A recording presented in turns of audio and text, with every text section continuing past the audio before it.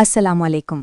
آپ دیکھ رہے ہیں بالی مینٹور، وہ پلیٹ فارم جہاں بات جذبات کے شور میں نہیں بلکہ شعور کی روشنی میں کی جاتی ہے، جہاں موضوع محض ایک دن یا ایک تاریخ نہیں ہوتا بلکہ تہذیب، شناخت اور اجتماعی ذمہ داری جیسے گہرے سوالات کا آئینہ بنتا ہے۔ ثقافت کسی قوم کی اجتماعی روح ہوتی ہے۔ یہ روح زمین کی خوشبو، موسموں کی گردش، کھیتوں کی محنت، لوک گیتوں کی لے اور صدیوں پر محیط سماجی تجربات سے جنم لیتی ہے۔ ثقافت نہ کسی سرکاری فائل سے نکلتی ہے، نہ کسی اعلامیے سے تراشی جاتی ہے، اور نہ ہی کسی وقتی یا انتظامی فیصلے سے وجود میں آتی ہے۔ یہ تاریخ، روایت اور تہذیبی تسلسل کا نچوڑ ہوتی ہے۔ اسی لیے ثقافت کے دن، اس کے تہوار اور اس کی علامتیں محض کیلنڈر کی تاریخیں نہیں ہوتیں، بلکہ ان کے پیچھے ایک گہری فکری منطق اور مضبوط تہذیبی بنیاد ہوتی ہے۔ دنیا بھر میں بنگالی ثقافت کا دن 14 اپریل کو منایا جاتا ہے، جسے پہلا بوئیشاکھ کہا جاتا ہے۔ یہ دن بنگالی شمسی نئے سال کا آغاز ہے۔ سورج کی گردش، موسموں کی تبدیلی اور زرعی سائیکل سے جڑا ہوا یہ دن بنگالی معاشرتی زندگی میں ایک نئی شروعات، ایک نئی امید اور ایک تازہ عہد کی علامت سمجھا جاتا ہے۔ بنگلہ دیش ہو، بھارت کے بنگالی علاقے ہوں یا دنیا کے کسی بھی کونے میں آباد بنگالی برادری، سب اسی ایک دن اپنی ثقافتی شناخت کو ایک آواز، ایک رنگ اور ایک مشترک جذبے کے ساتھ مناتے ہیں۔ یہی اجتماعیت بنگالی تہذیب کی اصل طاقت ہے۔ لیکن جب پاکستان میں بعض حلقوں کی جانب سے 30 دسمبر کو بنگالی کلچر ڈے منانے کا اعلان سامنے آتا ہے تو کئی سنجیدہ اور فکری سوالات جنم لیتے ہیں۔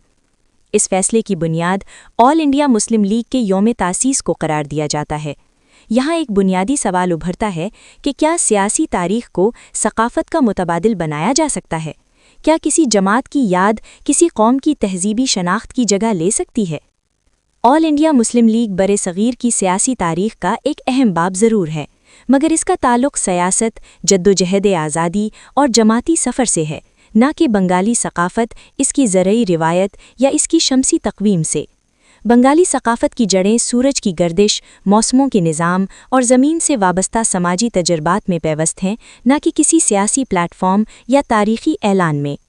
30 دسمبر نہ بنگالی شمسی تقویم کا حصہ ہے، نہ کسی زرعی مرحلے یا موسمی تبدیلی سے اس کا کوئی فطری تعلق ثابت ہوتا ہے۔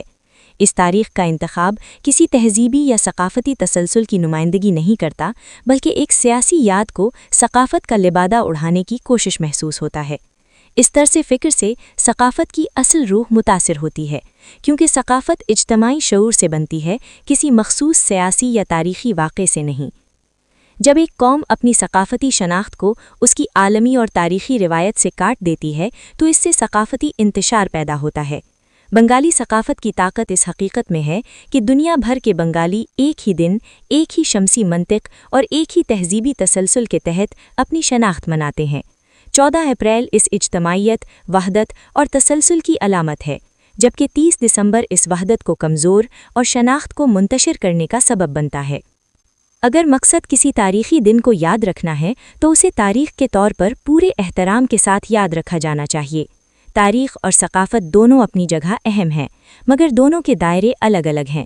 جب یہ دائرے آپس میں خلط ملط ہو جاتے ہیں تو شعور دھندلا جاتا ہے، فہم کمزور پڑ جاتا ہے اور شناخت اپنی اصل معنویت کھونے لگتی ہے۔ یہ کہنا بیجا نہ ہوگا کہ 30 دسمبر کو بنگالی کلچر ڈے کے طور پر پیش کرنا دراصل ثقافت نہیں بلکہ سیاسی تاریخ کو ثقافت میں ضم کرنے کی ایک کمزور اور غیر فطری کوشش ہے۔ اس سے نہ بنگالی ثقافت مضبوط ہوتی ہے اور نہ ہی اس کی عالمی شناخت کو تقویت ملتی ہے، بلکہ آنے والی نسلوں کے لیے فکری ابہام، تاریخی الجھن اور تہذیبی کنفیوژن ضرور پیدا ہوتا ہے۔ ثقافت ہمیں وراثت میں ملتی ہے، اور وراثت ایک امانت ہوتی ہے۔ امانت کو بدلا نہیں جاتا بلکہ سنبھالا، سمجھا اور اگلی نسل تک دیانت کے ساتھ منتقل کیا جاتا ہے۔ ثقافت سہولت نہیں بلکہ ذمہ داری ہے۔ سیاست بدل سکتی ہے، تاریخ پر بحث ہو سکتی ہے، مگر ثقافت کو نہ موڑا جا سکتا ہے، نہ تراشا جا سکتا ہے اور نہ ہی کسی نئی سیاسی تعبیر کے تابع کیا جا سکتا ہے۔ یہ گفتگو اختلاف کے لیے نہیں بلکہ آگاہی کے لیے ہے۔ مقصد نفرت نہیں بلکہ فکری بیداری ہے۔ کیونکہ جب ہم اپنی ثقافت کو اس کی اصل بنیادوں، تاریخی سچائی اور تہذیبی تسلسل کے ساتھ محفوظ رکھتے ہیں، تبھی ہم اپنی شناخت، اپنی پہچان اور اپنے مستقبل کو فکری مضبوطی، تہذیبی وقار اور شعوری استحکام کے ساتھ آگے بڑھا سکتے ہیں۔ آپ دیکھ رہے تھے بالی مینٹور، جہاں سوال سوچ کو جنم دیتا ہے، شعور راستہ دکھاتا ہے اور سچ لفظوں سے نکل کر فکر کی گہرائیوں میں اتر جاتا ہے۔